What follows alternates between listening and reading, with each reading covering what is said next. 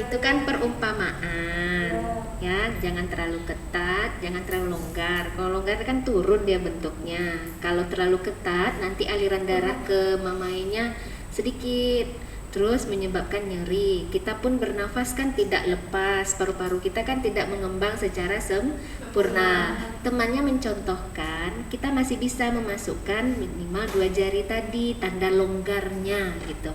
Mau dimasukin kemana?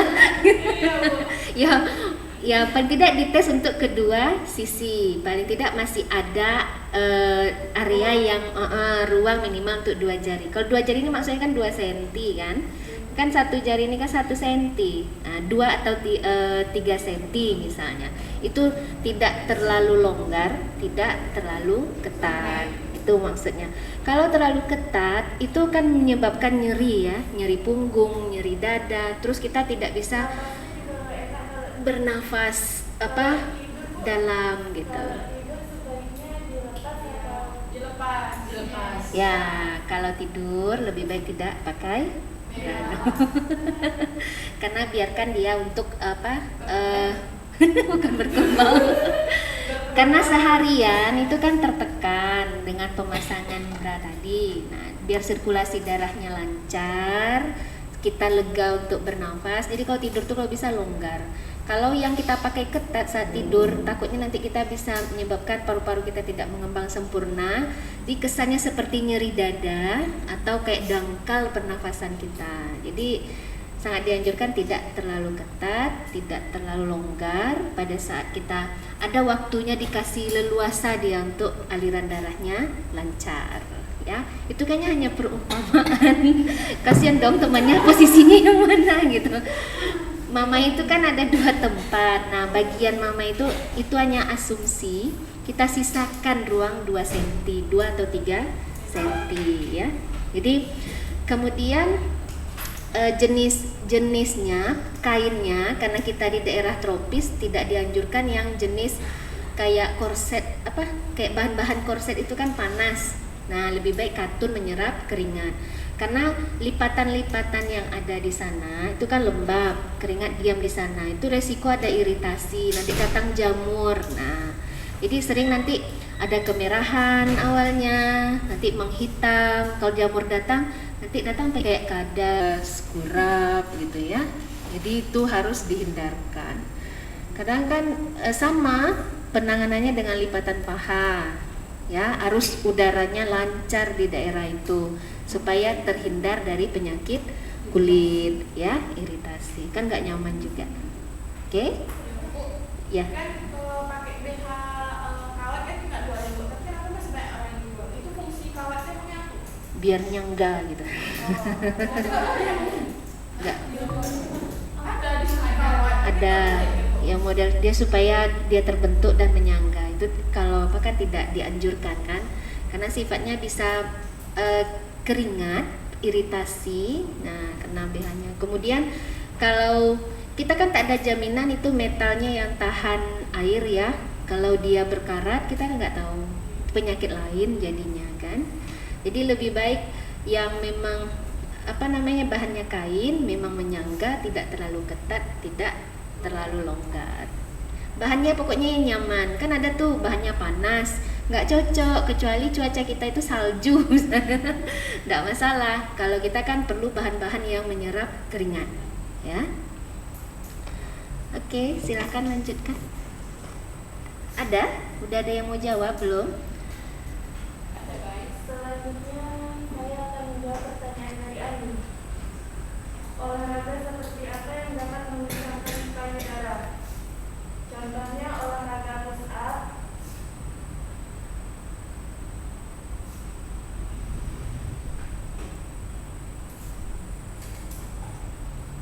gerakan dalam push up itu bisa melatih otot-otot dada sehingga dapat membantu payudara lebih kencang. Terus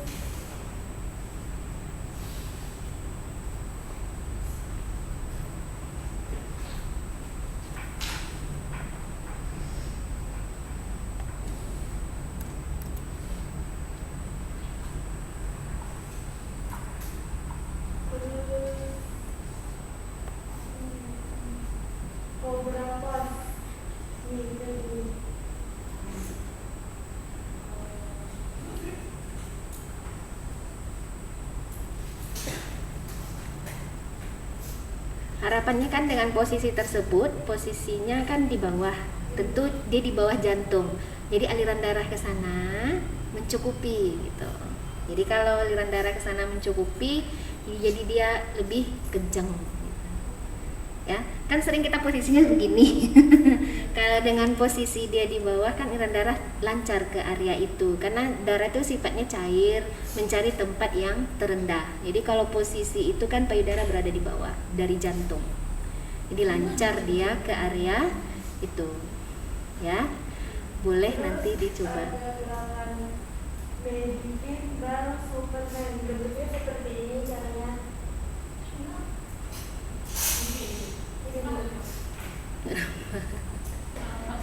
Kaki sama tangannya keangkat, badannya bertumpu. Oh, Diangkat ke atas, tapi tangannya jangan menempel di bawah, angkat. posisi sejajar, tangan dengan kaki mengunjur. Badan di bawah, jadi kaki ya. Coba lo.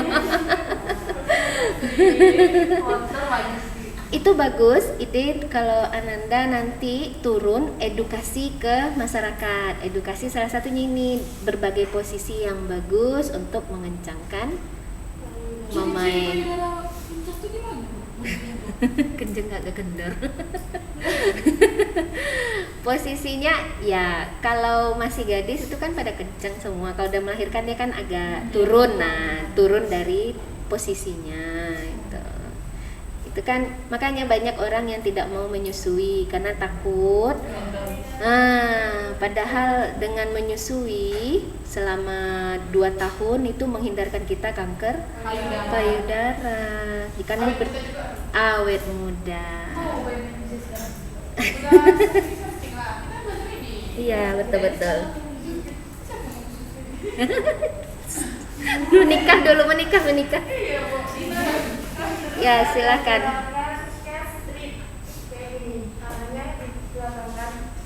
Oh, ya kayak menggantung di pohon tapi terbalik gitu. Iya kan? Tangannya nyangkut kemana gitu. Oh, tangan ke arah ke belakang. Seluruhnya kalau dilihat itu posisinya meletakkan payudaranya di bawah dari jantung. Itu kan melancarkan peredaran darah di area itu. Oke. Habis? Ada yang mau jawab lagi?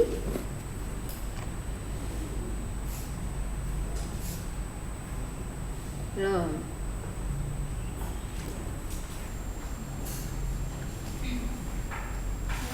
Oke, silahkan. Dari sini ada pertanyaan, apakah ukuran payudara berpengaruh pada risiko kanker payudara? Jawabannya, jadi breast cancer survivor dari Love Pink Indonesia mengatakan bahwa ukuran payudara tertentu tidak memunculkan risiko kanker payudara. Yang bisa memicu kanker payudara itu seperti mengkonsumsi alkohol, kebiasaan merokok, jarang olahraga, stres yang berlebihan, dan kelelahan yang berlebihan. Cowok juga bisa. Bisa.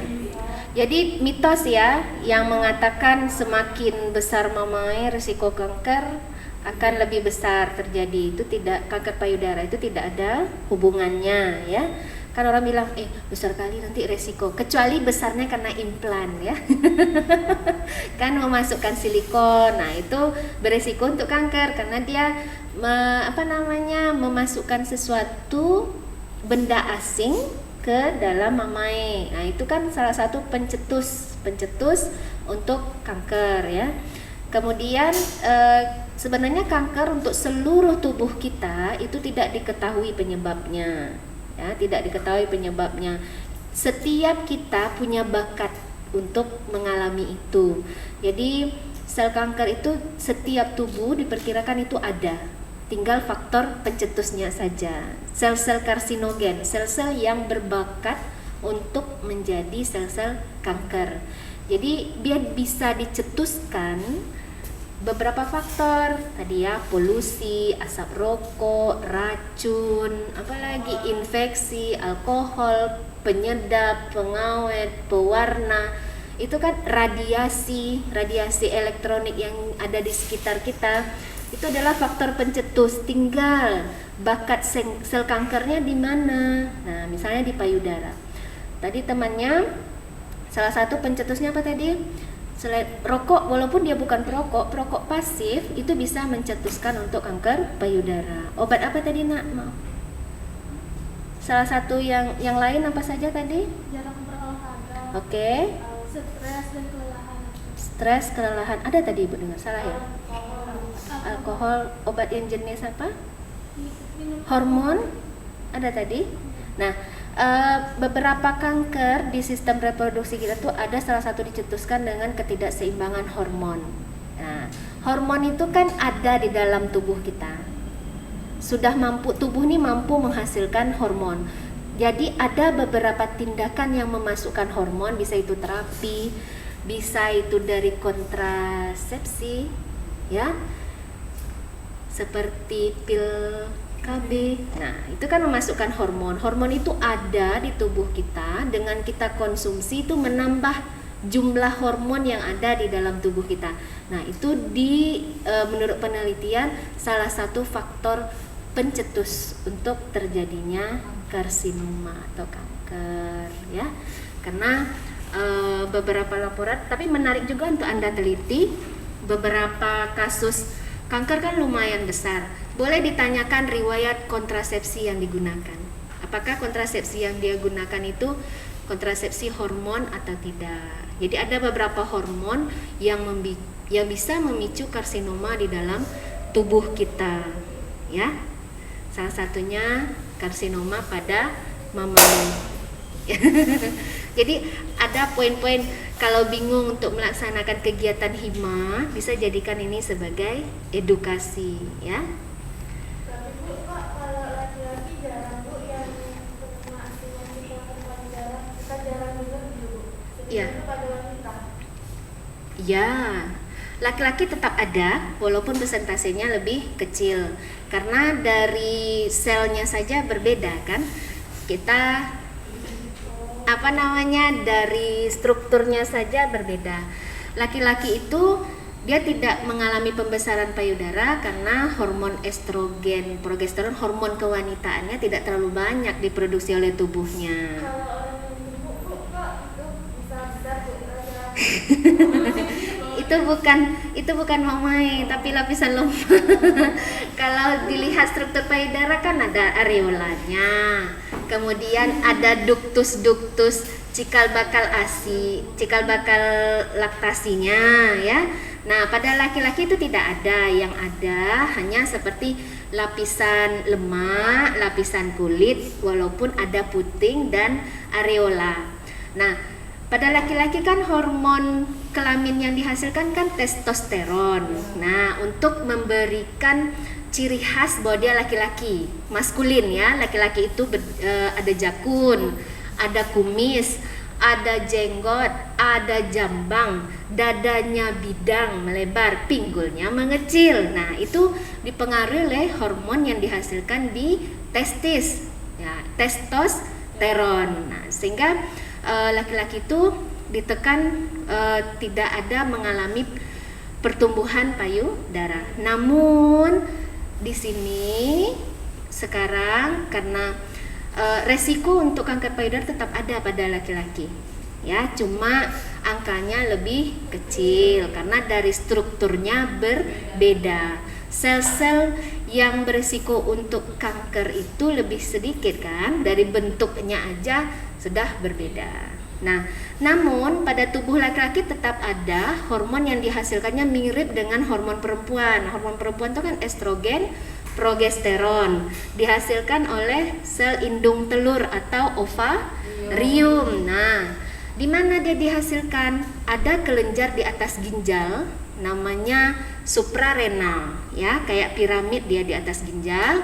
Dia menghasilkan hormon yang mirip dengan hormon estrogen, tapi jumlahnya sedikit. Untuk membentuk apa gitu?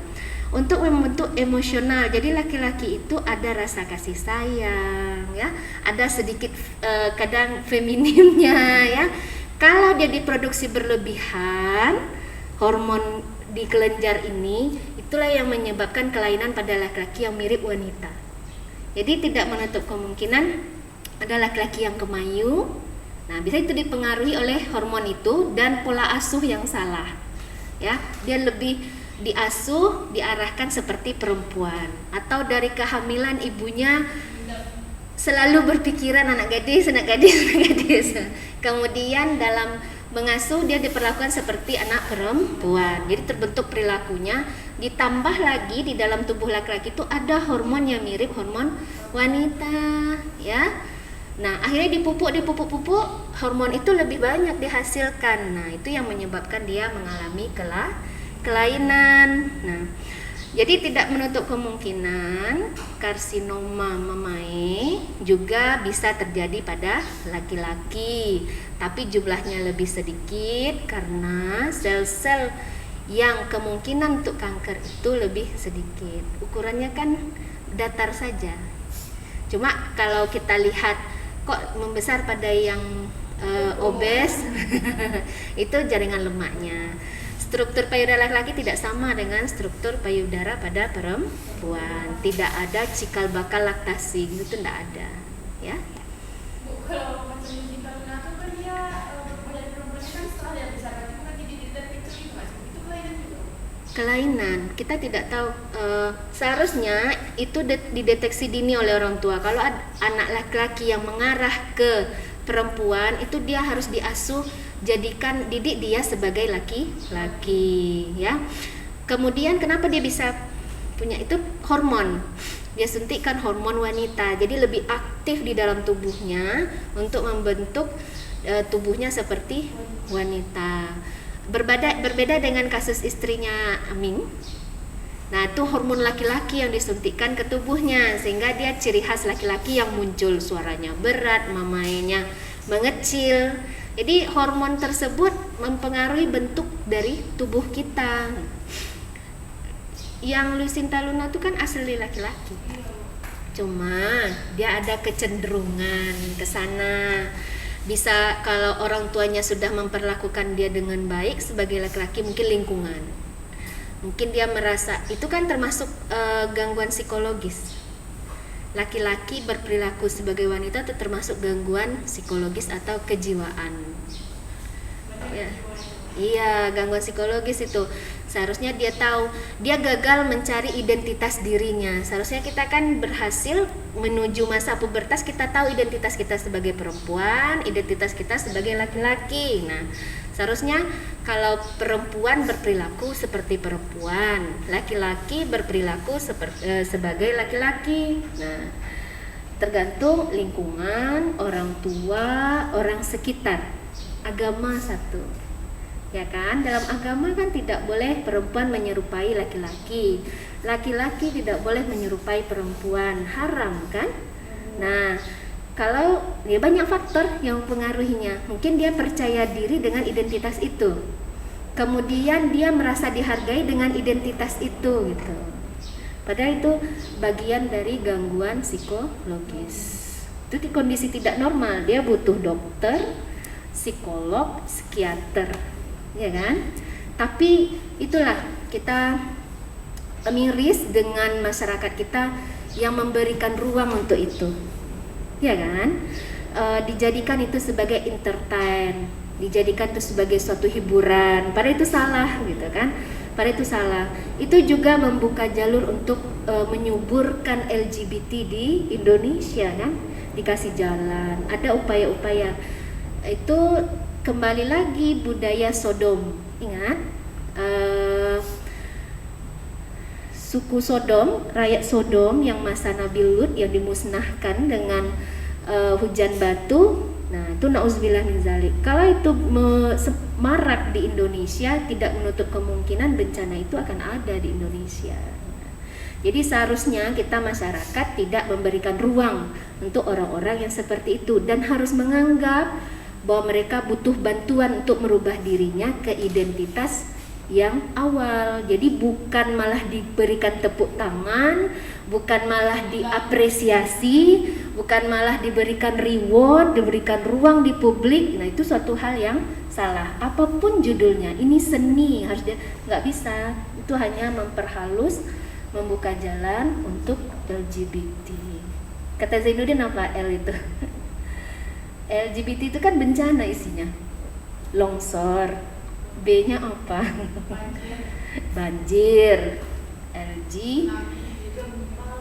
gempa. Longsor, gempa, banjir dan tsunami. Ya kan? Benar. Apa yang tidak terjadi di tahun ini? Karena ada ruang. Itu teguran ya. Udah ada kemana-mana kita. Boleh, silakan. Ada lagi?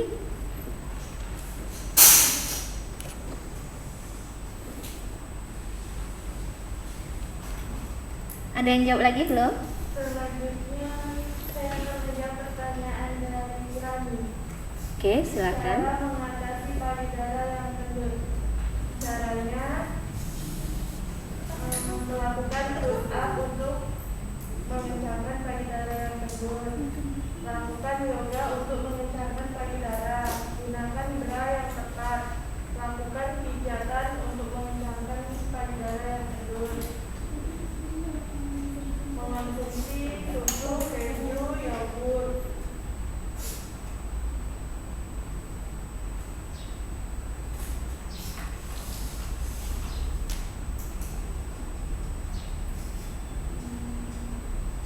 Memperbanyak minum air putih. Tidur terlentang untuk mengencangkan payudara kendor. Berhenti merokok dan tidak minum alkohol. Menjaga kesehatan paru-paru.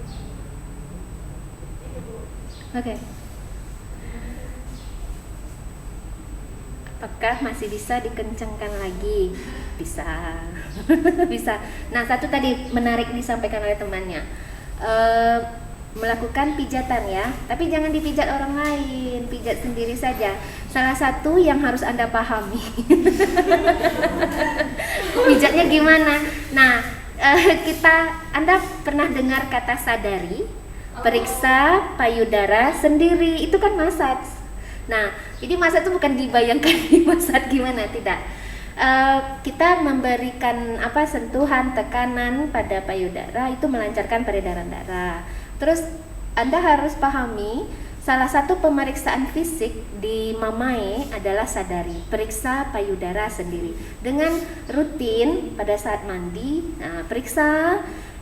Kalau sering dilakukan, kita lebih cepat tahu ada benjolan atau tidak, ya. Ada benjolan atau tidak, ada nyeri atau tidak. Normalnya kan tidak ada benjolan, tidak ada rasa nyeri pada saat kita tekan, kita sentuh, seperti memasaj. Boleh Ananda searching, sadari, periksa payudara sendiri. Itu bisa upaya salah satu yang disampaikan oleh temannya, ya. Nah, ternyata ada efeknya, bisa mengencangkan mamae yang kendor, ya. Tidak apa, itu harus rutin ya nak ya, karena kalau dia terdeteksi dini dan cepat ditangani, insya Allah tidak akan berlanjut gitu, tidak akan berlanjut. Kalau diketahui di stadium awal, kemungkinan sembuhnya itu ada, prognosisnya baik. Tapi kalau sudah besar, teraba besar, kemudian sudah nampak seperti kayak bisul atau menyebabkan keluarnya cairan nanah di puting susunya, itu udah kondisi yang sudah lambat ya. Kanker itu memang ukurannya kecil yang teraba, tapi akarnya ada di mana-mana. Nah, jadi tidak hanya satu area itu, dia sudah jalan ke jantung, dia sudah jalan ke paru-paru. Jadi tidak hanya di organ itu. Jadi seharusnya dengan rutin melakukan sadari itu cepat terdeteksi. Apakah itu jinak, FAM ya, fibroadenoma mamae, atau memang kategori ganas. Kalau kita tahu kan benjolan kita bisa konsul, nanti di biopsi, diperiksa, oh ini jinak.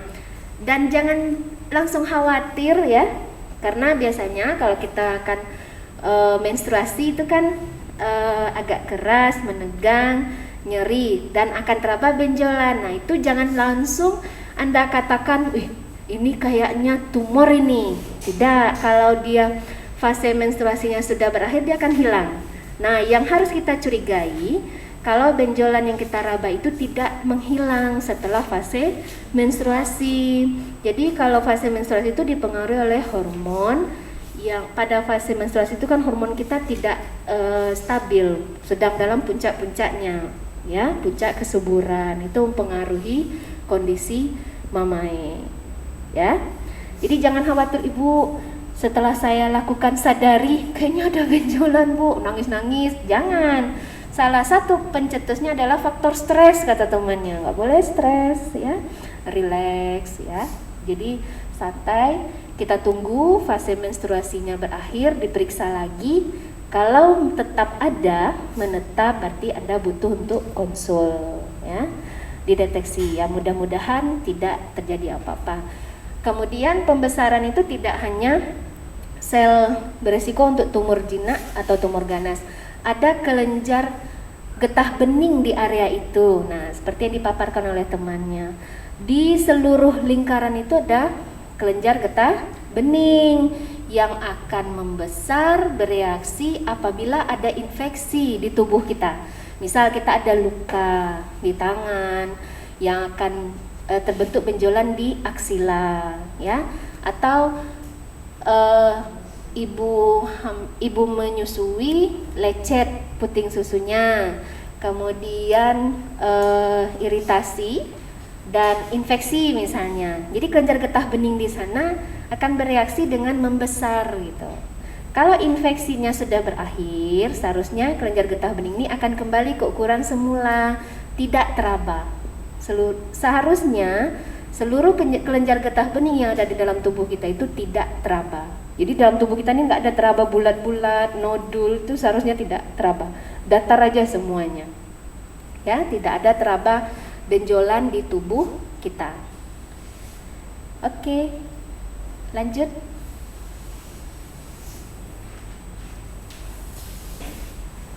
Habis? Belum dapat ya?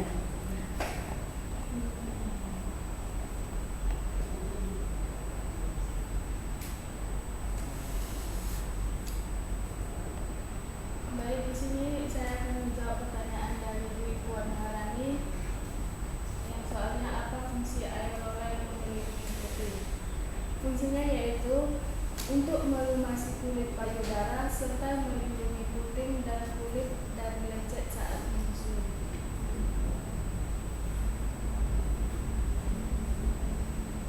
Apa yang ada di areola mame yang bisa melumasi itu?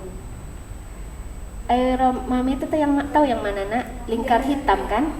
Lingkaran hitam yang mengelilingi puting susu. Terus ada bintik-bintik di sana kan?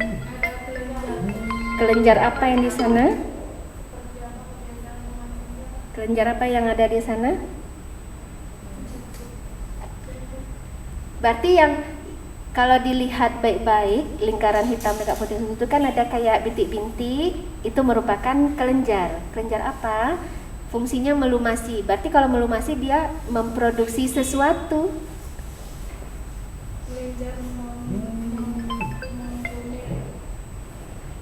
Menghasilkan apa dia?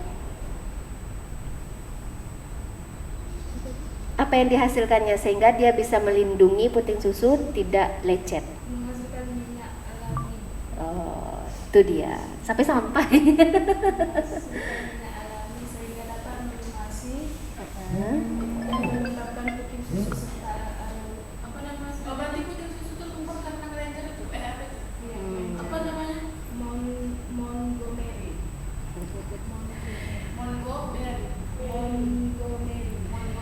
Jadi bukan aksesoris saja ya area itu. Pasti ada fungsinya. ternyata ada fungsinya. Kalau saat gadis kan ukurannya masih kecil diameternya. Nanti kalau sudah hamil makin lebar deh ya, semakin menghitam. Dan menyusui itu kan akan semakin lebar dan kecoklatan ya. Dan kita lihat ada bintik-bintik di sana. Ternyata ada kelenjar lemak di sana, kelenjar minyak yang menghasilkan minyak. Ini akan menghindarkan lecet pada saat bayi menyusui. Ternyata ada fungsinya di sana ya. Sebenarnya seluruh tubuh kita nih kalau kita lap itu akan warna kuning ya, kayak minyak-minyak ya. Jadi tubuh kita nih tersebarlah kelenjar keringat dan kelenjar sebasea, kelenjar yang menghasilkan minyak ya, untuk menjaga kulit kita tetap lembab ya, tidak bersisik, tidak kasar. Dan itu ternyata ada di area areola mamae. Nah, melindungi supaya puting susunya tidak lecet. Mau sejam, 2 jam bayinya menyusui, insya Allah aman. Yang penting pada saat bayi menyusui seluruh areola mamae ya itu harus masuk dalam mulut bayi. Jadi yang benar itu pada saat bayi menyusu tidak terlihat coklatnya itu. Jadi iya semua. Jadi jangan hanya putingnya aja. Jadi kalau hanya puting mamanya saja itu yang menyebabkan lecet. Jadi semuanya harus masuk. Pastikan dulu mulut anak itu memingkam semuanya gitu. Itu yang tepat. Ya. Jadi sering kesalahan ibu menyusui itu dia hanya memberikan putingnya aja. Pastikan dulu anak itu memasukkan semuanya. Jadi kalau dilihat tak nampak lagi di mulutnya. Insya Allah tidak akan lecet. Karena sudah ada fungsi dari kelenjar minyak tadi gitu. Nah, itu edukasi yang harus Anda kuasai. Jadi nanti pada ibu mengajarkan ibu menyusui itu tidak pada saat dia anak lahir, sejak dari dia masih mengandung, sehingga pada saat persalinan telah berlangsung dia paham caranya. Jadi edukasi mempersiapkan ibu menjalani persalinan dan mempersiapkan ibu untuk mampu menyusui secara eksklusif ya. Banyak ibu-ibu berhenti karena lecet gitu, sakit kan, kemudian malah sampai radang, sampai infeksi. Nah, harus diobati dulu. Tentu kalau fase infeksi nggak boleh, fase lecet tuh harus di stop dulu, bagian itu tidak disusui. Jadi berikan pada bagian payudara yang tidak lecet. Oke.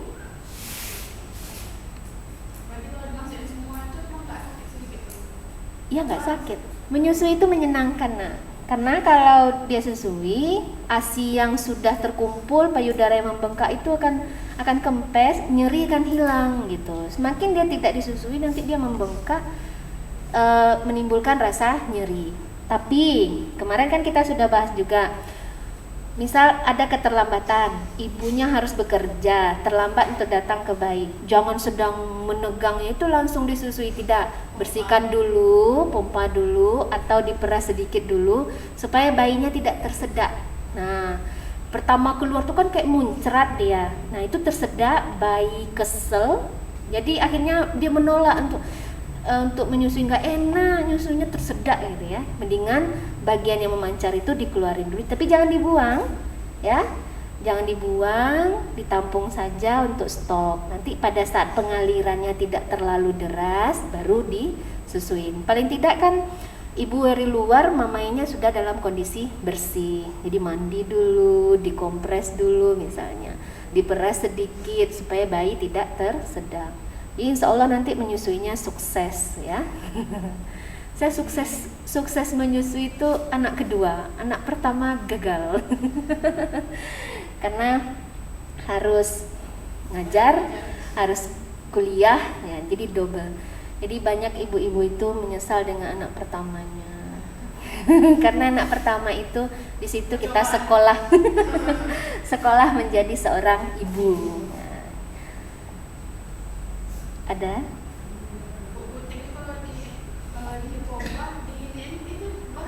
jangan bagian puting itu dilecet. Kalau ingin pompa kayak menyusui itu, kalau ada penelitian yang ibu pernah sampaikan kemarin ya, pemompaan pakai alat tanpa pernah menyusui langsung, itu lama-lama payudaranya akan mengecil, ASI menghilang. Kemudian ada kemarin alumni keperawatan yang melaksanakan penelitian, ada 2 orang ibu bekerja sama-sama menyusui, satu dengan memompa, satu dengan memerah. Memerah itu kan berarti dia memompa manual. ASI yang bertahan dan banyak produksinya yang memerah, istilahnya marmot. Nah, daripada yang pompa. Pompa ini makin lama jumlah ASI yang keluar di pompa dibandingkan tuh bertambah menjadi sedikit lebih banyak yang diperah. Yang pompa tuh awalnya memang banyak, tapi lama-lama kan tidak ada refleks hisap kan, jadi tidak ada yang merangsang produksi hormon apa kemarin? Prolaktin dan oksitosin. Nah, jadi lama-lama nanti payudaranya menciut, ASI tidak ada. Itu yang saya alami. Anak pertama itu pakai pompa, lama-lama menghilang. Jadi ASI-nya cuma ada 2 bulan. 2 bulan. Jadi anak saya langsung menyusui itu 1 bulan, karena di pompa itu hanya bertahan 2 bulan. Bulan ketiga itu ansur-ansur menghilang. Jadi tidak sukses ASI eksklusif. Tapi itu bukan contoh yang baik ya, tapi ini sebagai pembelajaran ya. Jadi kalau nanti mau mengedukasi ibu-ibu yang melahirkan bersama Anda, insya Allah ya, jadi bidan yang profesional, berikan edukasi. Kalaupun dia bekerja, kalau bekerja paling kan 2 bulan pertama kan cutinya, itu lebih dianjurkan untuk marmot saja, perah manual saja. Kemudian tetap menyusui bayinya pada saat dia di rumah. Jadi kalau pas saat di rumah jangan dikasih empeng lagi, supaya tetap ada refleks hisap yang bisa merangsang produksi prolaktin ya, yang akan membantu merangsang payudara memproduksi ASI. Jadi bisa tersedia ASINya sampai usia anaknya 2 tahun ya. Udah banyak pesan-pesannya tuh. Tinggal action. Silahkan.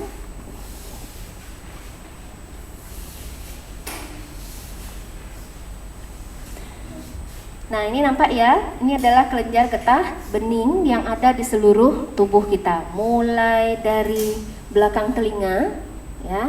Jadi kalau kita flu, sakit telinga, berdenging, pokoknya area ini nanti akan mengalami pembengkakan di belakang telinga. Kalau masa infeksi, pada beberapa orang, nggak semua orang ya, ada beberapa orang yang sensitif pada saat dia flu, dia menonjol. Seharusnya benjolan pada kelenjar getah bening di belakang telinga ini hanya pada masa infeksi saja, dan akan hilang kalau masa flu-nya sudah berakhir misalnya.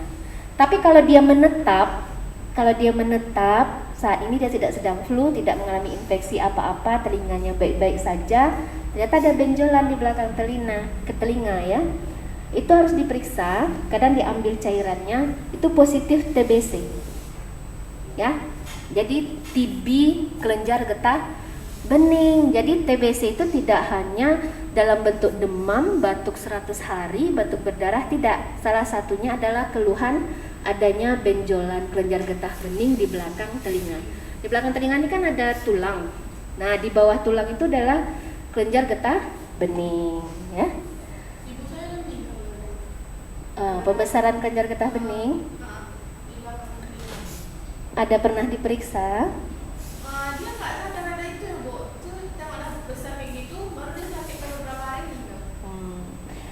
Itu bisa karena reaksi infeksi, bisa memang sel kankernya aktif di sana. Kita tidak tahu. Seperti kasus almarhum Olga juga kan di sini ya. Dia fokus mengobati yang kelenjar getah bening. Ternyata faktor utamanya adalah radang meningitis, radang selaput pembungkus otak. Jadi kausa utama, penyebab utama tidak diatasi. Tidak apa-apa, doakan saja ibunya ya. Jadi bisa hikmah yang kita ambil di sana, kita lebih aware ya, lebih peka kondisi tubuh kita, seharusnya tidak teraba benjolan apapun ya. Ya, jadi seluruh infeksi yang masuk ke dalam tubuh kita itu akan ditangkap oleh leukosit ya, sel darah putih. Kuman-kuman itu semuanya akan ditangkap oleh leukosit. Leukosit ini akan membawa ke kelenjar getah bening. Nah, di situ dia akan memfagosit, menghancurkan. Jadi tempat dia mengumpulkan kuman-kuman tersebut dihancurkan, dilumerkan. Kalau jumlahnya banyak, ini yang menyebabkan kelenjar getah bening itu seperti membalun ya, kayak nodul dia. Nah, jadi kalau leukositnya, daya tahan tubuhnya mampu melawan penyebab infeksi, dia akan kembali seperti semula ukurannya. Nah, kalau terlalu reaktif, itu yang menyebabkan benjolannya menetap. Bisa jadi itu bagian dari tumor kelenjar getah bening, atau kalau dia bersifat ganas berarti dia karsinoma. Ya. Jadi seluruh tubuh kita ini ada kelenjar getah bening. Jadi seharusnya area-area ini tidak boleh teraba tonjolan. Nah, ternyata di mamae seperti temannya jelaskan itu banyak. Nah, kalau terjadi kanker itu biasanya ini yang reaktif. Makanya teraba benjolan di kelenjar getah bening ini, ya. Jadi harus peduli, ya, harus peduli dengan yang ada di tubuh kita.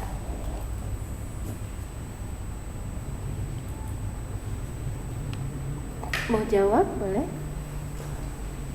Baik, di sini saya akan menjawab pertanyaan dari Anissa Al-Kadri. Pertanyaannya, mengapa payudara sakit saat menstruasi? Itu menyebabkan karena perubahan kadar hormon dalam tubuh wanita. Hormon dalam tubuh wanita itu ada dua, yaitu satu hormon estrogen dan hormon progesteron. Hormon estrogen menyebabkan pelebaran dari saluran kelenjar payudara, sedangkan progesteron menyebabkan pembesaran kelenjar susu. Makanya di saat kita menstruasi, payudara kita itu terasa sakit, yaitu karena perubahan kedua hormon tersebut. Oke. Nah, itu kita sudah lihat dalam proses perkembangan janin kemarin ya. Ini adalah ovarium ya, sel telur. Ini follicle de Graaff, ini adalah sel ovum ya, sel telur yang sudah matang. Pada setiap bulannya sesuai siklus menstruasi itu akan diproduksi oleh ovarium kita ya. Satu kali ovulasi ini, itu setiap ovulasi, setiap lepasnya sel telur yang matang dari ovarium, itu akan tubuh kita akan otomatis menghasilkan dua hormon tadi, estrogen dan progesteron. Nah, estrogen memberikan dampak seperti dijelaskan oleh temannya tadi. Selain dampak itu, estrogen ini akan merangsang penebalan dinding rahim, mempersiapkan tempat penanaman zigot kalau sudah terjadi pembuahan. Kalau sel ovumnya ini ketemu dengan sperma. Jadi setiap bulannya sistem reproduksi kita mempersiapkan diri, rahim kita menerima sperma. Kalau ada sperma berarti mempersiapkan diri untuk kehamilan dan menyusui. Jadi otomatis selain dia memberikan efek pada rahim, penebalan untuk tempat penanaman kalau ada zigot nanti, mamai juga. Nah, setiap bulannya mamai kita tuh dipersiapkan untuk menyusui.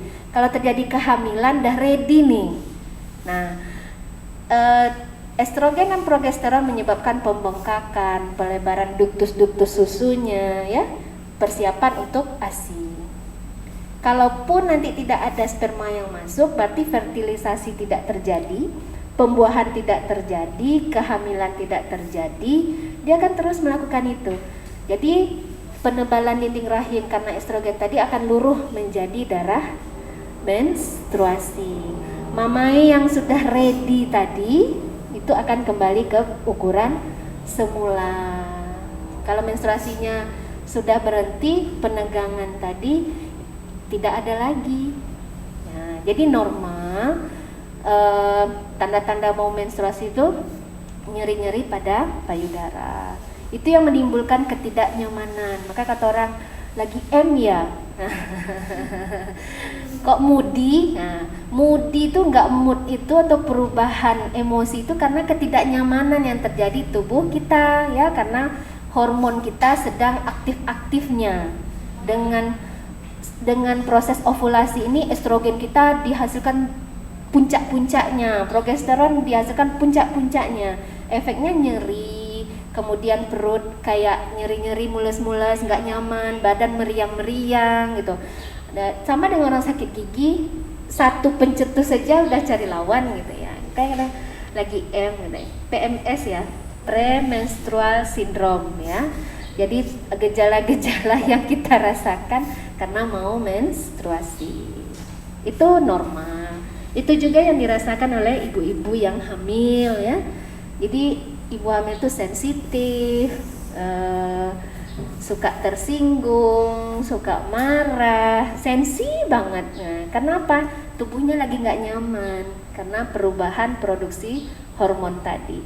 Nyeri-nyerinya lagi, ditambah lagi dengan perkembangan janin di dalam kandungan mendesak organ-organ yang ada di abdomennya. Nah, kandung kemihnya tertekan, sering buang air kecil. Kan jadi biasanya kita buang air kecil 5 kali bisa 10 kali karena kandung kemih ibu hamil itu ukurannya lebih kecil.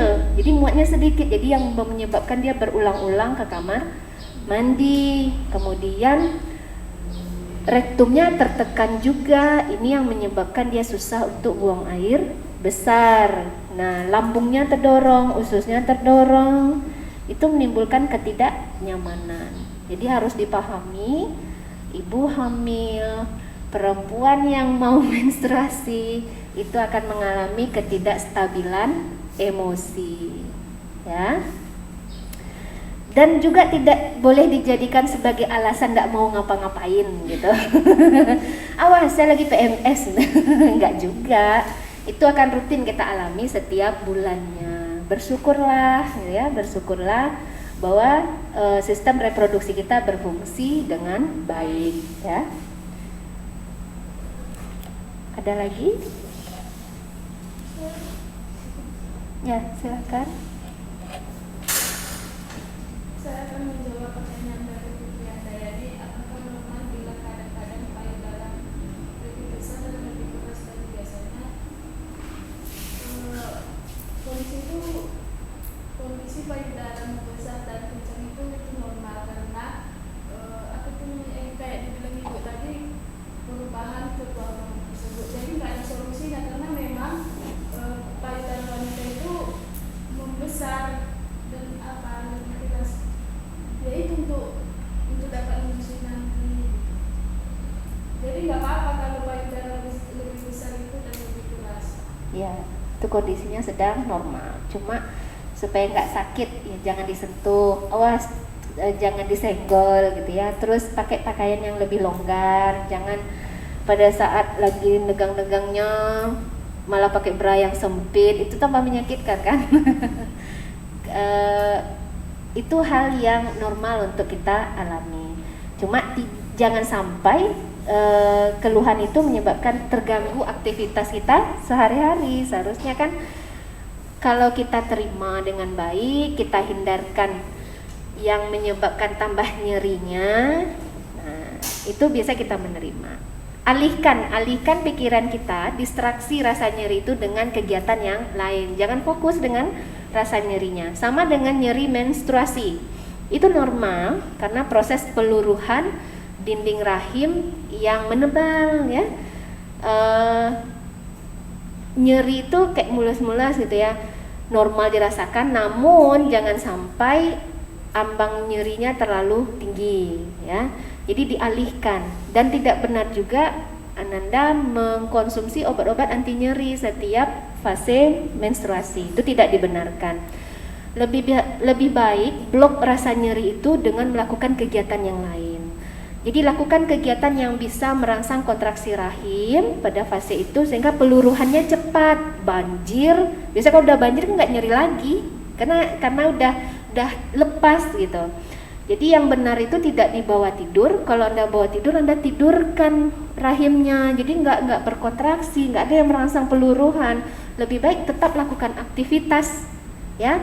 Jadi Anda fokus dengan aktivitas yang dilakukan. Nyeri tadi terblok, nggak difikirkan. Jadi nggak ada alasan tidak datang kuliah karena disminor, nyeri, halangan, nggak ada ya.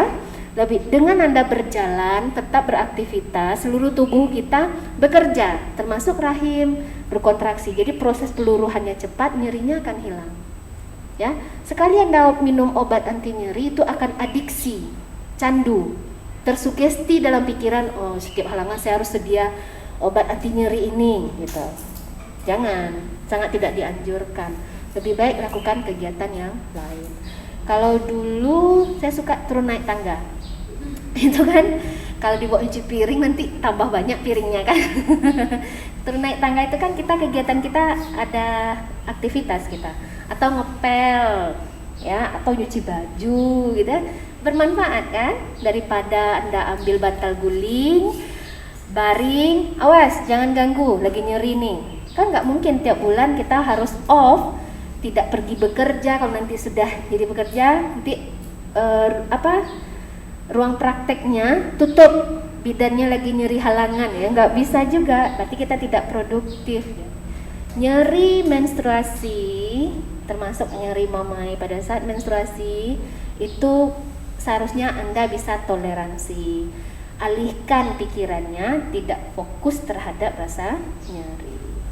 Ya, ada yang ngalamin itu sampai pingsan.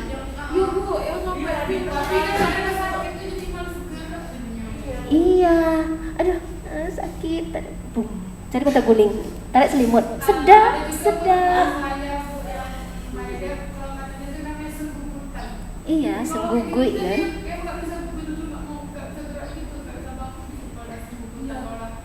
Ya. Iya, karena dipupuk rasa nyerinya.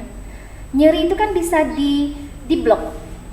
Pikirkan yang lain, lakukan yang lain, jangan fokus. Tapi kalau diinap-inapkan, dipikir-pikirkan nyeri, ya dah dipupuk lah dia. Akhirnya seluruh yang kita pikirkan rasa nyeri. Nyeri itu langsung ditafsirkan oleh otak. Seharusnya bisa kita blok, jangan sampai ditafsirkan oleh otak itu rasa nyeri gitu. Ibu melahirkan saja, nyeri melahirkan tuh lebih kuat daripada nyeri menstruasi gitu. Ibarat kita tiap bulan latihan gitu. Itu hanya separuh, sepersekian gitu. Kalau memang itu kondisi yang tidak normal. Kalau sampai dia pingsan, lebih baik konsul. Bisa jadi ada endometriosis, radang pada endometriumnya, dinding rahimnya. Kalau memang ada radang, berarti ada terapi yang harus dia jalani gitu. Tapi saran ibu, coba setiap udah rasa nyeri lakukan aktivitas ansur-ansur gitu. Kalau kita asik melakukan hal yang lain, kita nggak mikirin ini lagi halangan, terus ditanam dalam pikiran setiap halangan saya sakit, diucapkan terus. Kita kan disuruh ucapkan hal-hal yang optimis, ya kan? Motivasi diri kita bahwa saya bisa, ini tidak nyeri, ini tidak sakit. Nah, itu ngeblok itu kan, sama kita minum obat penenang itu. Jadi kita bisa membentuk pikiran kita, dengan pikiran kita tidak stres, kita bisa anggap itu suatu hal yang lumrah tiap bulannya yang harus kita jalani. Itu akan dihasilkan hormon endorfin, penenang di otak kita. Jadi rasa nyeri itu terblok. Mendingan lakukan hal-hal yang positif, tidak fokus terhadap rasa nyeri. Ya. Dan itu akan hilang setelah menstruasi selesai kan? Kan nggak mungkin, apalagi kalau siklusnya pendek menstruasinya. Aduh, kayaknya mau halangan lagi. Nah itu terbentuk kan? Ini nyeri nih. Kemarin aja sakit kali. Nah, selamat dah, ya. Seharusnya kan kita menerima, oh saya ini perempuan, akan ada siklus menstruasi, nyeri itu normal, saya bisa atasi nyeri ini. Itu kan hipnoterapi, kita menghipnotis diri kita, memblok rasa nyeri itu gitu. Itu tugas kita, mengedukasi. Memang mudah untuk mengucapkannya, mudah. Cuma tugas kita memimpin klien kita bisa menjalaninya gitu. Kalau seandainya terapi non farmako ini tanpa obat ini tidak bisa terjalani, berarti dia butuh dokter kandungan. Cari tahu apa masalahnya. Malah dengan hipnoterapi bisa melahirkan tanpa rasa nyeri katanya. Itu kan memblok rasa nyeri itu jangan sampai ke otak. Jangan sampai dia ditafsirkan. Ya. Kita ucapkan terus deh, ini udah mau halangan lagi, singgugui lagi katanya kan, singgugui kalau bahasa kampung ya kan. Itu itu yang kita setiap kata yang kita ucapkan adalah doa. Ya. Kita pimpin diri kita untuk merasakan rasa nyeri itu. Seharusnya kita pimpin diri kita tidak merasakan nyerinya gitu. Ya. Oke, ada lagi?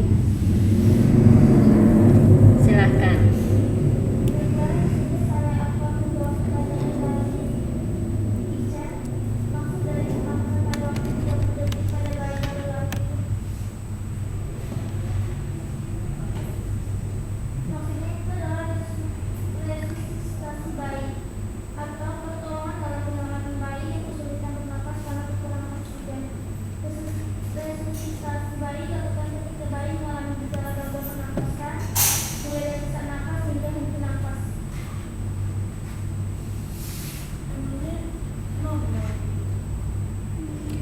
Tunggu, slide-nya tadi bunyinya apa? Jadi bilang normal. Tadi di slide-nya penjelasannya mengenai resusitasi atau 30 detik pertama. Iya, buka slide-nya. Mati. Aduh. Nah, buka apanya? PPT kan ada dikirim di grup ya. Di mana? Coba buka PPT-nya. PPT mana yang ditanyakan oleh temannya tadi? Tentu kita harus lihat kalimat lengkapnya, maksud dari sehingga menimbulkan pertanyaan. Kalau yang Ibu catat, pernapasan pertama setelah kelahiran 30 detik pada bayi baru lahir. Maksud ini kan itu fase resusitasi atau slide yang keberapa? Coba baca. Coba baca secara lengkap.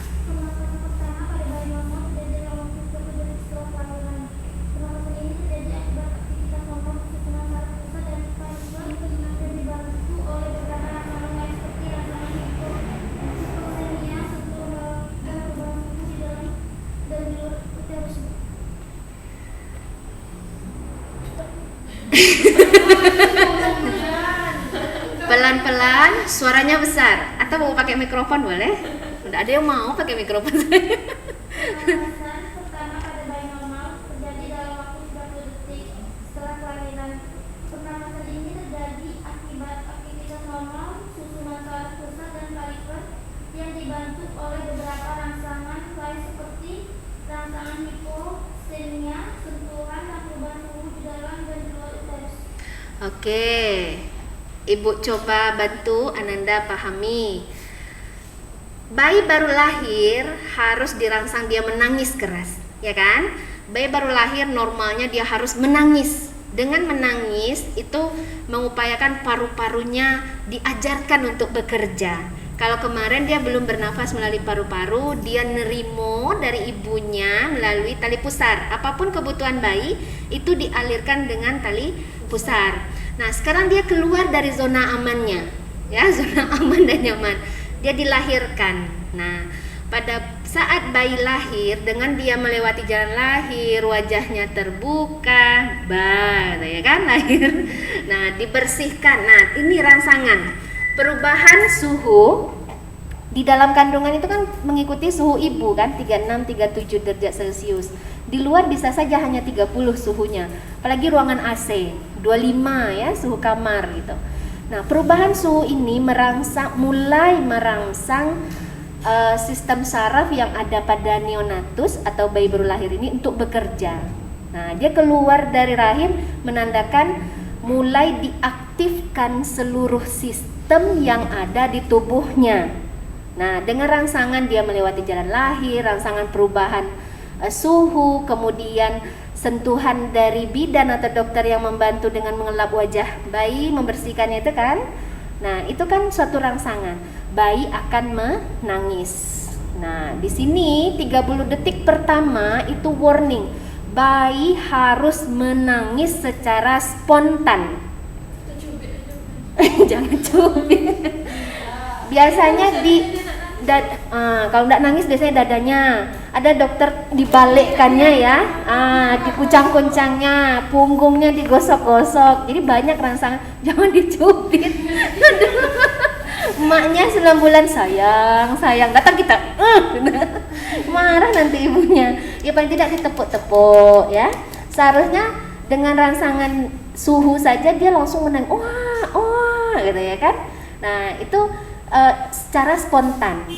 Kalau dalam 30 detik pertama tidak secara spontan, harus segera kita berikan rangsangan. 30 detik awal itu menentukan bayi ini lahir dengan kondisi yang baik atau tidak baik. Nah, kalau dia tidak berfungsi paru-parunya, cairan ketuban yang ada di saluran paru-paru tidak bisa dikeluarkan. Nah, itu bisa menyebabkan infeksi. Akhirnya bayi nanti kuning, harus masuk inkubator, bayi tertelan ketuban atau terlalu stres dalam kandungan, udah pup dia di dalam rahim itu kan. Ada tertelan, itu akan menimbulkan penyakit pada bayi. Normalnya 30 detik pertama bayi harus menangis keras. Ya, itu menandakan tubuh bayi sudah mulai beradaptasi dengan lingkungan di luar rahim. Jadi bukan resusitasi. Kalau dalam 30 detik pertama bayi tidak menangis, itu harus di label merah. Ini bayi ini harus dikontrol istimewa. Bayi-bayi seperti ini nggak bisa rooming in dengan ibunya. Harus dia diobservasi di ruang NICU, ruang ICU khusus neonatus. Ya, untuk melihat perkembangannya, apakah kelahiran ini normal atau tidak, karena banyak penyakit-penyakit yang akan terjadi ya. Jadi bukan maksudnya untuk RJP, normalnya 30 detik pertama bayi itu sudah bernafas spontan dalam bentuk menangis keras ya, bukan tertawa keras ya, menangis keras ya pada saat dia dilahirkan. Oke, habis? Oke, silakan. Selanjutnya saya akan menjawab pertanyaan dari Ica. Seperti apa kebiasaan mengonsumsi junk food? Junk food. Junk food adalah makanan olahan yang mengandung kalori tinggi tapi rendah akan nutrisi baik. Itulah mengapa makanan yang memiliki nilai gizi buruk ini dianggap tidak sehat disebut junk food. Makanan junk food ini mengandung tinggi lemak, gula, dan sodium. Sering mengonsumsi junk food sejak remaja meningkatkan asupan lemak berlebih. Perubahan bentuk payudara terjadi pada laki-laki akibat terlalu banyak mengonsumsi junk food. Contoh makanan Contohnya itu seperti roti, sereal untuk sarapan, gorengan, dan makanan, kue, biskuit. makanan super saja Jangan terlalu banyak mengonsumsi, itu bisa membuat payudara pada kerja berkembang. Junk food itu makanan siap saji. Siap saji yang tidak kita olah, tidak kita olah sendiri. Kan banyak tuh, mau kemana dia, nggak usah kita bilang brand ya, kayak sandwich apa, pokoknya yang siap saji, yang tidak perlu kita olah, karena tidak ada jaminannya kandungannya seperti apa gitu. Saat ini kita malah suka junk food nggak? Praktis, apalagi anak kos. Nggak sempat karena kalau ngolah sendiri itu butuh waktu yang lama Bentar lagi kuliah, nanti udah pulang kuliah capek, udahlah singgah aja lah di tempat yang siap saji gitu ya. Kayak gorengan seperti yang disampaikan oleh teman-temannya. Cuma kita familiar biasanya untuk asumsi junk food tuh kayak fried chicken ya, french fries, kentang goreng itu, pokoknya yang iya, itu maksud dari junk food. Oke. Habis? Ada lagi? Ini teman yang jawab. Pertanyaan dari Ani, jelaskan apa itu kelenjar tiroid dan kelenjar timus. Kelenjar tiroid adalah kelenjar hormon untuk kupu-kupu yang terletak di bagian depan bawah leher. Kelenjar tiroid mengendalikan metabolisme dan berperan penting dalam kesehatan. Tugas kelenjar tiroid adalah menghasilkan hormon tiroid yang akan dibawa oleh darah ke seluruh tubuh. Kelenjar timus adalah kelenjar yang terletak di tengah rongga dada, tepatnya di belakang tulang dada dan di antara paru-paru. Bentuknya menyerupai tabung terdiri atas dua bagian yang berukuran sama.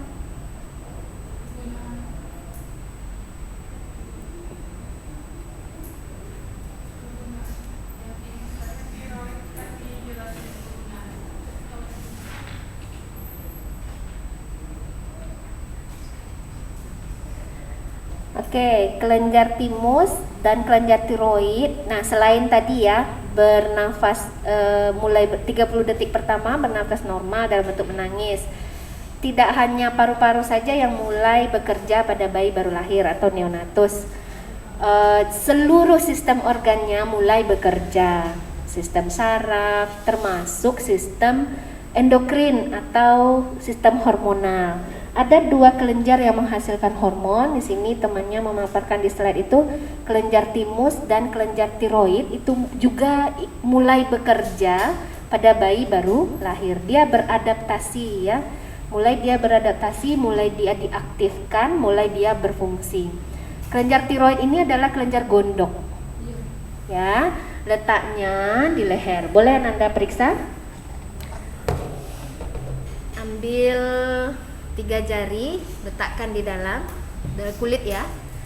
Ibu contohkan aja ya. Anda langsung ke kulitnya dalam ya. Menengadah, ini kan dagu belakang nih. Tempelkan kiri kanan di antara trakea ini. Nah, coba menelan. Cari bulat kenyal. Menelan. Teraba? Oke. Itu adalah kelenjar tiroid ya. Pada bayi itu mulai bekerja. Normalnya dia hanya teraba pada saat menelan. Tidak teraba tanpa menelan. Kalau teraba tanpa menelan berarti sudah mengalami pembesaran ya. Pembesaran kelenjar gondok. Nah, banyak fungsinya tiroid itu menghasilkan hormon tiroid. Fungsinya dia akan membantu proses metabolisme dalam tubuh bayi. Ini ceritanya neonatus ya. Dia akan membantu proses metabolisme dalam tubuh bayi. Metabolisme ini dia akan memakai oksigen yang masuk ke dalam sel untuk pembakaran glukosa menjadi energi. Pembakaran asam amino dari protein menjadi energi kita bekerja. Membakar lipid atau lemak menjadi energi bagi tubuh bayi tersebut ya. Kemudian sehingga suhu tubuh bayi dalam batas normal ya. Dia bisa mempertahankan suhu tubuhnya dalam batas normal. Itu kelenjar tiroid. Kemudian hormon tiroid ini akan membantu mempercepat proses pengeluaran karbon dioksida. Jadi dia membantu pemakaian oksigen dalam tubuh dan membantu mempercepat pengeluaran karbon dioksida di dalam tubuh ya. Kemudian tiroid ini juga akan membantu proses pertumbuhan bayi ya. Kan itu masa pertumbuhan itu. Kemudian juga membantu perkembangan, ya, tumbuh dan berkembang, organ-organnya bertumbuh dan berkembang fungsinya, termasuk kecerdasan neonatus. Jadi kalau ini bermasalah, tidak berfungsi, itu bayi akan beresiko mengalami kemunduran mental, ya, kemunduran intelijensia atau Down syndrome misalnya. Jadi kecerdasan itu salah satu dibantu oleh kelenjar tiroid ini. Jadi banyak fungsinya. Kemudian ini kan temannya menjelaskan bahwa kelenjar ini mulai aktif bekerja. Satu lagi kelenjar yang aktif bekerja pada bayi baru lahir adalah kelenjar timus.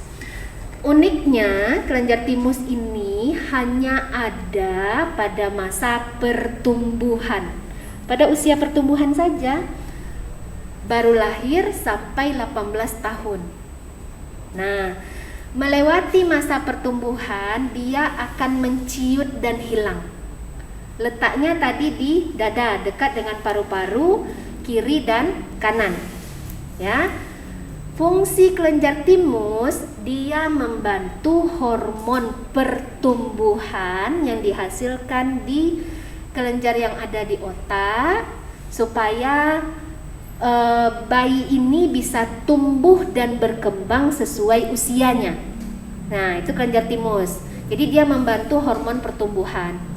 Kemudian fungsi lain yang sangat dibutuhkan oleh bayi, kelenjar timus ini selain untuk masa pertumbuhan, membantu pertumbuhan, memacu pertumbuhan, dia fungsinya menekan kerja kelenjar kelamin. Ya, dia akan menekan kerja kelenjar kelamin supaya jangan bekerja dulu, jangan aktif dulu. Sistem reproduksinya, rahim, kalau yang bayi perempuan rahimnya belum aktif, testisnya belum aktif pada bayi laki-laki, sehingga tidak ditemukan pubertas pada bayi. Kenapa? Normalnya bayi itu yang perempuan belum tumbuh mamainya, yang laki-laki, bayi laki-laki belum ada jakun, bayi laki-laki tidak berkumis, tidak berjenggot, tidak berjambang. Nah, timus inilah yang menekan fungsi itu selama masa pertumbuhan menuju pubertas. Dia akan mengalami penciutan sampai masa pubertas dan habis masa pertumbuhan. Ya. Jadi kalau diperiksa pada dewasa atau lansia, kadang kelenjar timus ini tidak ditemukan lagi. Normalnya dia menciut dan menghilang karena dia pada dewasa tidak ada lagi pertumbuhan, ya, tidak ada lagi perkembangan karena dia sudah fase klimaksnya, puncak pertumbuhan dan perkembangan. Kalau kelenjar timus ini tidak berfungsi, akhirnya tumbuh kelainan pada bayi itu. Ada kita temukan batita, bayi 3 tahun, atau balita atau bayi umur 2 tahun yang perempuan mamainya membesar. Bisa saja timus ini tidak berfungsi, ya. Ada yang anak umur 2 tahun kok keluar menstruasinya, kan itu aneh gitu. Bisa saja kelenjar timus ini tidak berfungsi sehingga rahim, sistem reproduksinya aktif. Nah, jadi Allah itu maha kuasa. Dengan adanya kelenjar timus, pubertas itu akan terjalani pada waktunya. Dan tidak kita temukan bayi yang hamil misalnya. Itu kan normalnya seperti itu. Si timus inilah yang membantu menekan kerja sistem reproduksi pada masa sebelum pubertas. Ya. Ada lagi? Berarti kalau untuk itu pembesarannya kelenjar tiroid itu, Bu? Iya. Pembesaran kelenjar gondok itu pembesaran kelenjar tiroid yang kayak orang apa? Oh, kayak ada ring tinju apa? Kepalan tinju di sini. Itu bisa karena konsumsi garam tidak beriodium, ya. Sebenarnya jangan karena faktor ekonomis, kan ada tuh garam yang nggak dikasih yodium lebih murah daripada garam yang dikasih yodium. Sebenarnya kebutuhan yodium kita terpenuhi dengan kita mengkonsumsi garam yang sudah diberikan yodium dalam konsumsi biasa gitu. Jadi nggak perlu kita konsumsi suplemen yodium tuh nggak perlu gitu. Cuma pastikan garam yang kita gunakan garam yang sudah diberikan yodium ya. Jadi kalau kasus ini biasanya pada orang-orang yang jauh dari laut ya, di pegunungan, karena di sana kan kadar zat hara di tanahnya itu kandungan yodiumnya lebih rendah dibandingkan yang mendekati ke laut gitu ya. Cuma sekarang kan dengan kemajuan teknologi, makanan sumber-sumber yang ada di laut tuh bisa naik ke gunung kan. Kalau dulu gitu sering kali ditemukan masalah pada kelenjar gondok pada orang yang tinggal di dataran tinggi. Karena makanan yang dikonsumsi kandungan yodiumnya lebih rendah dibandingkan orang yang mendekati ke laut. Kalau sekarang seharusnya tidak temukan itu. Garam pun bisa mendaki ke gunung kan. Yang penting sekarang kita konsumsi garam yang beryodium atau tidak. Jadi kasus-kasus itu sekarang sudah mulai jarang. Kalaupun terjadi itu lebih kepada karsinoma, kanker tiroid ya. Ada lagi?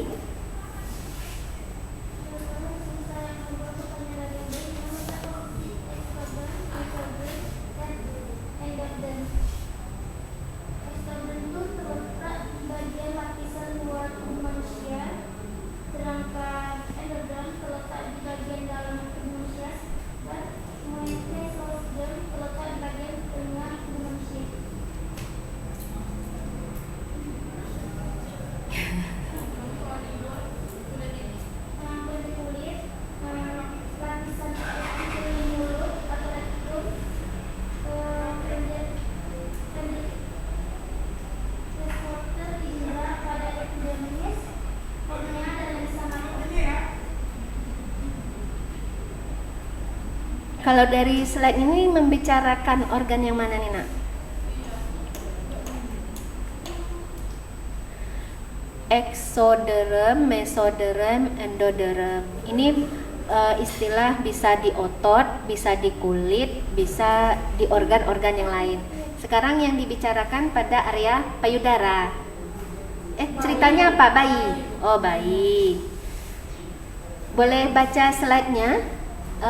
Bagian yang menjelaskan tentang exoderm, mesoderm, dan endoderm. Ya, biar kita tidak salah paham maksud dari slide ini apa gitu.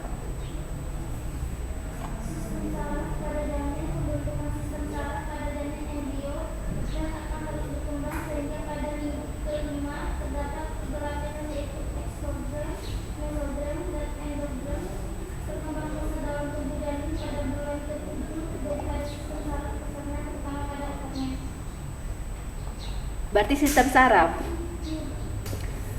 3 lapisan pada sistem sarafnya. Oke, berarti kan tahu kan? Berarti ini sistem persarafan. Exo itu bagian yang paling luar.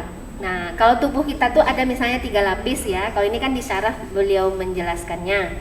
Exoderm itu bagian yang terluar. Meso itu bagian tengah, endo itu bagian dalam ya. Bagian dalam itu endo. Ini istilah bisa digunakan untuk seluruh organ yang ada di tubuh kita. Kalau teman tadi kan persarafan. Kalau di jantung juga menggunakan istilah ini, ya. Exoderm bagian luar dari jantung, mesoderm otot jantung, endoderm bagian dalam yang berhubungan dengan ruang-ruang jantung. Nah, jadi tiga lapis. Kalau di kulit, exoderm itu kulit paling luar, sel tanduk ya. Nah, kalau meso yang bagian kedua, endo bagian terbawah dari kulit yang langsung berhubungan dengan jaringan lemak. Nah, itu maksudnya ya. Ini hanya istilah. Nah, kalau slide temannya tadi pada sistem persarafan, pada janin ya, pada neonatus. bisa dipahami. Itu hanya istilah 3 lapisan.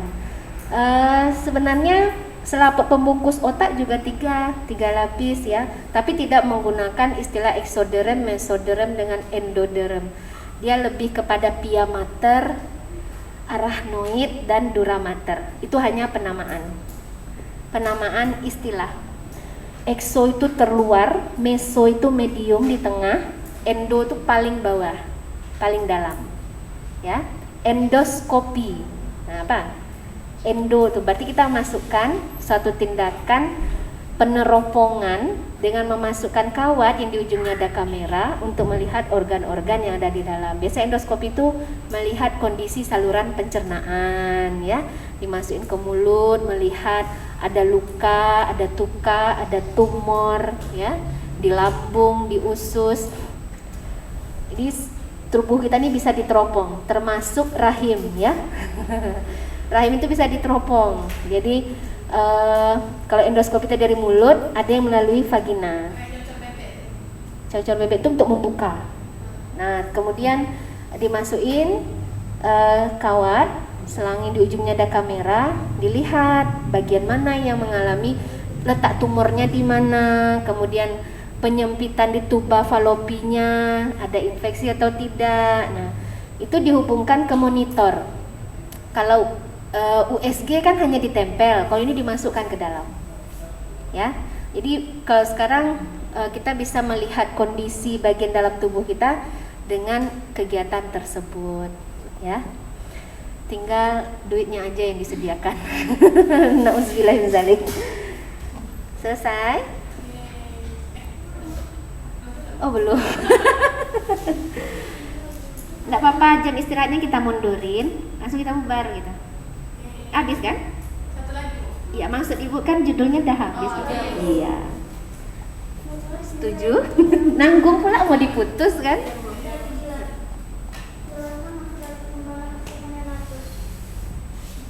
Apa?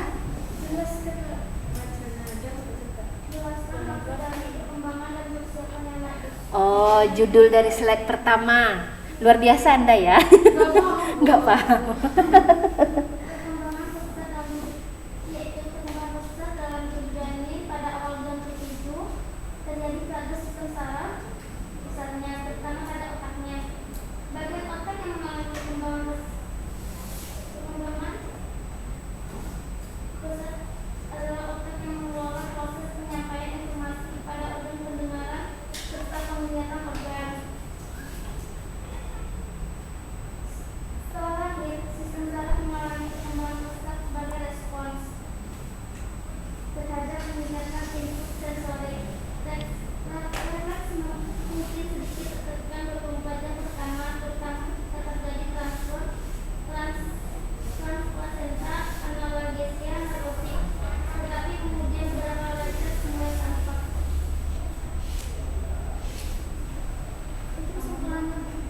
Itu kesimpulannya. Gimana, Dila?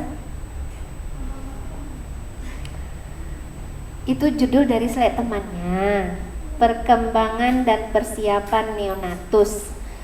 Perkembangan bagaimana neonatus, pahami dulu. Neonatus adalah bayi baru lahir, ya. Bayi baru lahir itu proses pembentukannya secara lengkap itu terjadi di dalam rahim, ya, sampai selama 9 bulan, ya. Seluruh organ sudah terbentuk tapi belum dipakai, ya, belum berfungsi. Tidak semuanya yang sudah berfungsi. Nah, dia akan mulai berfungsi setelah dilahirkan dari janin jadi neonatus. Jadi slide teman ini menjelaskan perkembangan bayi baru lahir setelah keluar dari rahim, ya. Berkembang paru-parunya tadi sudah terbentuk tapi belum bekerja. Di situ dia mengalami perkembangan, ya. Bayi itu dalam rahim diperkirakan beratnya misalnya 3 kilo. Setelah lahir dia berkembang menjadi 3,5 kilo gitu misalnya, ya. Karena pengaruh cairan tadi, seluruh organnya kembali akan berkembang gitu. Kemudian persiapan bayi baru lahir ini beradaptasi dengan lingkungan luar. Kalau kemarin di dalam rahim dia nyaman, suhunya hangat ya, bayi tidak akan beresiko hipotermi. Sekarang dia harus bisa mempersiapkan dirinya untuk menghadapi lingkungan luar dari rahim. Kemampuan dia beradaptasi ya. Dia beradaptasi dengan suhu lingkungan yang cenderung lebih rendah daripada kondisi di rahim. Nah, kita yang harus mempersiapkan itu dengan cara apa? Bayi baru lahir, jangan dibiarkan tubuhnya tetap basah, harus segera dikeringkan, harus segera kita selimuti, ya, karena dia sedang proses beradaptasi. Jadi kita membantu bayi ini mempersiapkan dirinya bisa beradaptasi dengan lingkungan. Kemudian persiapan bayi mengaktifkan ya seluruh sistem organnya mulai bekerja. Tadi 30 detik pertama perkembangannya paru-parunya harus bekerja dengan menangis keras ya.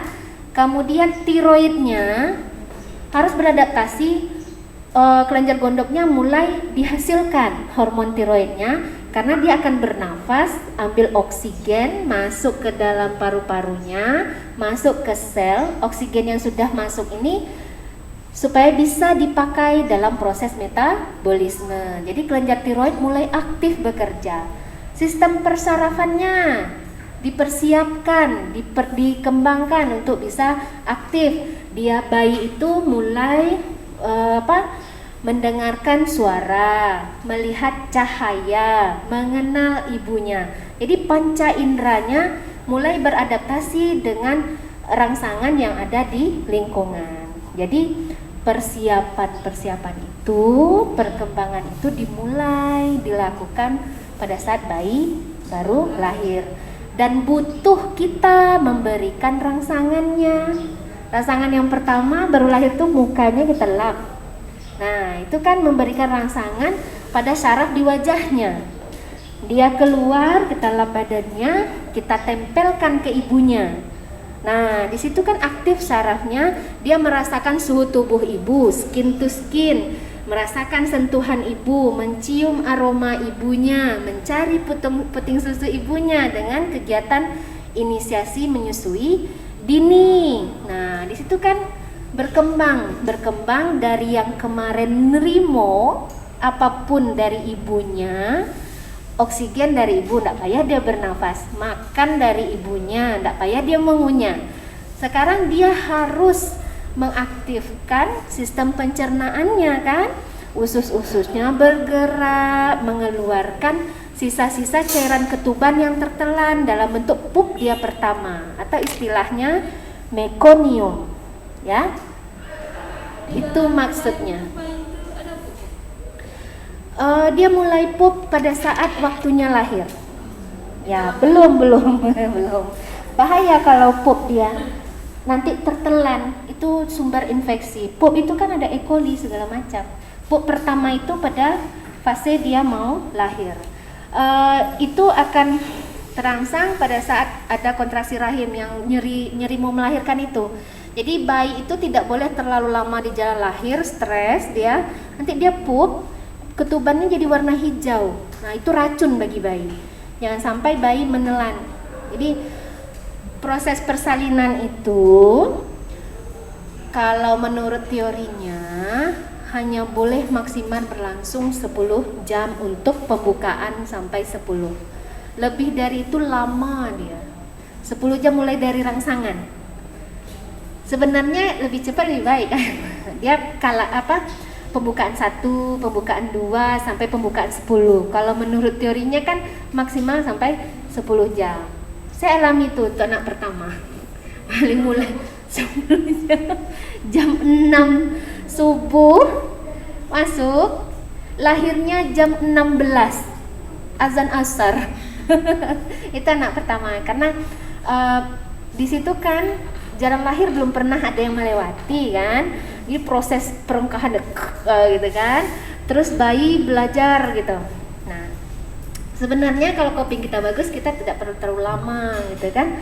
Makanya ada beberapa kondisi harus dirangsang, diberikan kayak masas di perutnya ya, dirangsang supaya kontraksi rahimnya bagus, hisnya bagus sehingga cepat dilahirkan. Kalau anak kedua cuma 2 jam, lancar aja ya. Karena apa? Sudah ada pengalaman di anak pertama, coping kita bagus, kita nggak buru-buru ke rumah sakit kan, nggak terlalu lama menunggunya gitu. Dari mulai pembukaan pertama sampai 10 dia berjalan lebih cepat. Kalau teorinya kan pembukaan sampai lengkap 10 itu udah 10 jam. Nah, kalau yang lama di jalan lahir enggak, lahir-lahir sampai 2 hari kan. Kepala anak udah nancep di jalan lahir, nggak bisa lewat-lewat, ibunya sudah lelah, tidak ada kemampuan untuk mengedan ya. Nah, itu akhirnya anaknya stres, denyut jantung bayinya lebih cepat atau malah melemah. Ibu udah lelah, kemudian ibu apalagi kalau ibu kejang, sesak napas, oksigen nggak cukup ke bayi, akhirnya pup dia. Nah, tertelan. Ini kondisi kegawatan janin. Jadi bayi baru lahir itu dilihat apakah ternyata ketubannya udah hijau. Nah, itu resiko untuk keracunan. Bayi ini harus diobservasi ya. Tidak boleh karena dia berisiko untuk mengalami infeksi kan. Jadi diobservasi, kadang ibu sudah pulang, bayi masih tinggal di NICU misalnya. Itu tidak baik kalau bayi itu meminum air ketuban yang bercampur dengan pupnya. Itu tidak boleh. Ya. Jadi sudah ada waktunya, seharusnya dia keluar dari rahim baru dia pup gitu. Pup pertama itu warna hijau, itu namanya meconium. Tidak menutup kemungkinan itu bisa terjadi dalam fase persalinan yang long time ya. Ibu stres, bayi stres. Ya. Misalnya Bu, ya umur ada bayi di dalam perut umur 2 minggu lah, kan itu nggak sadar Bu. Itu misalnya orang tuanya menghubungi badai ya Bu. Sperma itu jadi anak lagi nggak Bu? Atau menolak? Maksudnya terjadi di dalam masuk. Ya. Kan nggak sadar dari Bu orang tua. Ya, bagus pertanyaannya. Kalau kita lihat dari perkembangan kemarin ya, ovulasi itu terjadi setiap siklus menstruasi dengan hormon estrogen, progesteron itu akan mengalami penebalan untuk meletakkan calon embrio. Setelah ada pembuahan, itu ada hormon yang dihasilkan oleh otak yang akan menstop proses ovulasi. Jadi selama 9 bulan dengan adanya hormon yang mencegah ovulasi, itu yang menyebabkan tidak akan ada sel telur yang akan matang. Jadi selama 9 bulan proses ini tidak ada karena ada hormon yang dihasilkan di otak kita namanya luteinizing hormon LH, itu akan menekan proses ini. Jadi tidak ada sel telur yang ready untuk dibuahi. Walaupun masa kehamilan itu ada kegiatan koitus atau senggama, itu tidak, sperma tetap masuk, nggak akan ketemu sel telur, tidak ada sel telur yang mau dia buahi. Jadi tidak akan ada kehamilan dalam kehamilan normalnya ya, karena tubuh ibu hamil dipersiapkan fokus terhadap janin itu ya. Jadi makanya boleh ya, selama ibu hamil boleh melakukan hubungan dengan suaminya, tapi dengan cara hati-hati gitu ya. Boleh tidak seperti sewaktu sebelum hamil, itu harus paham. Makanya harus ada edukasi minimal 4 kali selama kehamilan ibu memeriksakan kandungannya. Jadi yang diperiksa bukan pengen tahu gimana anak. Salah satu yang harus ditanyakan, yang harus diberikan pengetahuan adalah bagaimana hubungan badan yang baik dan aman pada masa kehamilan. Jadi itu jawabannya. Selama 9 bulan dengan adanya hormon tersebut ovulasi tidak terjadi. Jadi spermanya membuahi yang mana? Walaupun spermanya masuk, sperma itu kan umurnya paling 2-3 hari dalam rahim. Nah kalau nggak ada yang ketemu dia dead kan, habis masa hidupnya gitu ya. Tambah lagi tingkat keasaman yang ada di area vagina yang akan membunuh sperma-sperma ini. Jadi tetap aman, tidak ada kemungkinan untuk kehamilan. Lu bayangkan ya, kalau tetap ada ovulasi 9 bulan, 9 ovum yang akan dibuahi, bisa 9 nanti anaknya gitu. Tidak seperti itu ya. Kecuali yang kembar 9 berarti bisa jumlah ovumnya yang memang banyak sekali ovulasi atau pembelahan ya. Pembelahannya yang ada faktor gen dia kehamilan kembar. Jadi jangan diasumsikan kembar 2 itu berarti kehamilan terjadi di dalam kehamilan. Tidak, itu faktor genetik. Ya, faktor keturunan. Itu jawaban untuk ini ya. Jadi aman ya, insyaallah aman. Cuma Anda sebagai bidan nanti dalami itu. Karena pertanyaan yang Anda ajukan itu suatu saat pasien-pasien yang Anda layani akan ada pertanyaan itu gitu. Edukasi itu harus kita dulu dalami gitu. Bagus, Ibu terima pertanyaan awam Ibu terima gitu. Anda bertanya, Ibu juga menggali ilmu itu kan. Jadi ibarat pisau tambah tajam kita. Jadi sebenarnya bukan Anda yang belajar dengan saya yang belajar dengan Anda gitu. Dengan ada forum diskusi. Ada lagi? Ya. Boleh.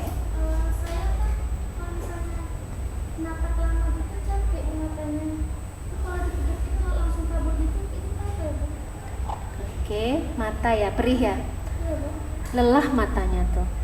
Berapa jam nengok ini? Nengok laptop berapa jam? Nengok HP-nya berapa jam? Bisa jadi kelelahan mata kita, suka begadang. Nah, itu dia. Mata ini ya seharusnya kita tutup 7-8 jam dengan kita fase tidur ya. Normalnya istirahat tidur itu kan 7-8 jam. Kalau kita begadang, kita korting jadi 3 jam. Jadi selama 4 jam mata kita ini teriritasi oleh udara kan, kering dia jadinya. Akhirnya lelah karena dia diporsir untuk bekerja. Nah, caranya ya walaupun Anda tidak tidur, biarkan matanya tertutup. Dengan mata tertutup, cairan yang diproduksi oleh kelenjar air mata itu akan membasahi semuanya. Nah, jadi kekeringan yang kering itu bisa dia obati gitu. Jadi hindarkan ya, kembali ke gaya hidup yang tepat. Ya, Allah ciptakan malam untuk istirahat, siang untuk kita beraktivitas. Upayakan tidur 7-8 jam, mau tidur siang atau tidur malam. Kemudian kalau bukan faktor itu, bisa jadi kemampuan pandangan matanya menurun. Seharusnya pakai kacamata. Jadi lelah dia. Lebih baik diperiksa apakah minus, plus atau silindris. Nah, bisa jadi faktor itu. Kenapa dia lelah? Karena dia seharusnya ada alat bantu, dipaksa untuk bekerja, memfokuskan apa yang kita lihat. Coba lihat, seharusnya tulisan yang kecil ini bisa kita lihat dengan jarak 25-30 cm. Kalau udah mulai membayang, bisa jadi minus matanya, silindris atau malah plus. Mata plus itu seharusnya terjadi di atas umur 40. Faktor penurunan yang dialami karena faktor penuaan. Nah, itu bisa ditemukan pada usia Ananda kalau terjadi kelelahan. Bayangkan, natap HP, natap laptop mulai bangun tidur sampai kan tidur. Nah, jadi kan lelah kan? Kemudian kita fokus dalam satu titik. Seharusnya kita mengajarkan mata kita tuh melihat yang jauh, mendengar. Jadi bervariasi seharusnya. Jadi kita tidak gini sesekali lihat lingkungan luar. Jadi tidak dipaksa mata untuk melihat dalam jarak dekat terus menerus. Kalau udah megang HP, banyak berita, putar. Makan lo HP. Nah, akhirnya lelah. Mungkin coba itu. Bisa jadi kita nggak boleh sesekali setiap 2 jam itu harus dialihkan pandangan kita. Jadi jangan di situ aja sesekali tukar, tengok peka kan, ada sesuatu gitu kan. Kita lihat teman. Jadi kayak kamera, jangan dalam posisi zoom aja terus. Kita harus lihat yang jauh. Faktor lain bisa kekurangan vitamin A dan vitamin E. Bisa jadi ya, karena yang membantu kesehatan mata kita itu vitamin A dan E. Vitamin A itu buah-buahan, sayuran yang berwarna terang, ya, tomat, wortel, naga, apa lagi? Macam-macam lah yang terang-terang gitu ya. Jadi boleh dilakukan yang mana saja, semuanya juga boleh. Ya, lelah itu matanya. Bagus juga kadang kasih ketimun ya untuk menghidrasi ya, memberikan cairan di mata. Jadi matanya kering. Ada lagi? Tidak? Tidak. Waktu sudah menunjukkan 10.22. Absennya sudah diisi semua, Nak. Masalahnya nih, Ibu nggak bisa buka nih internetnya. Allah, padahal udah pakai data sendiri, pakai wifi juga nggak ini gitu. Nggak tahu nih, kayaknya ruangan ini yang menghalang sinyal ya.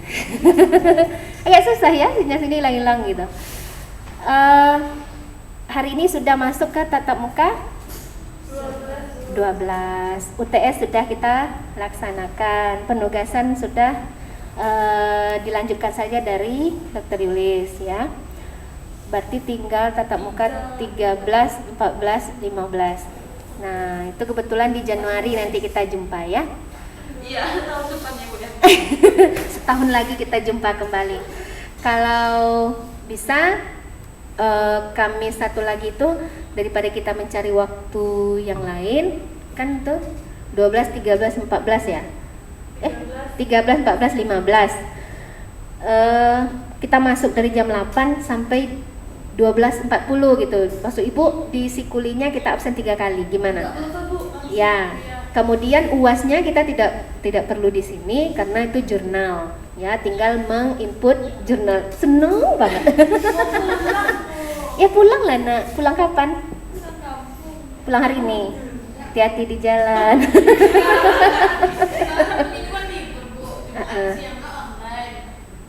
Sabtu besok kan libur, Nak, merah. Oh gitu. Aku pulang UAS Bu, pulang libur UAS. Oke, berarti Kamis di Januari kita masuk sekali masuk lagi dengan 3 kali absen ya. Berarti tinggal lengkapi sikuli.